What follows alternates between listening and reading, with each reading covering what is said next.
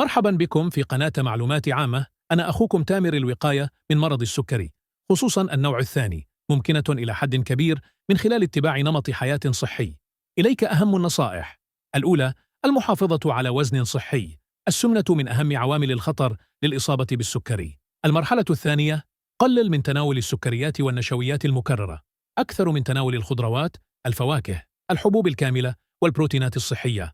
قلل من الدهون المشبعة والأطعمة المصنعة. ثالثاً: ممارسة النشاط البدني بانتظام، مثل المشي السريع 30 دقيقة يومياً 5 أيام في الأسبوع. الرابع: تجنب التدخين، لأن التدخين يزيد من خطر الإصابة بالسكري وأمراض القلب. الحد الخامس من التوتر. التوتر المزمن يمكن أن يؤثر على مستويات السكر في الدم. السادس: النوم الجيد. قلة النوم تؤثر سلباً على إفراز الإنسولين. السابع: الفحص الدوري، خاصة إذا كنت من الفئات المعرضة للإصابة، مثل وجود تاريخ عائلي أو زيادة في الوزن. إذا أعجبك المحتوى، رجاءً اضغط لايك وشارك الفيديو.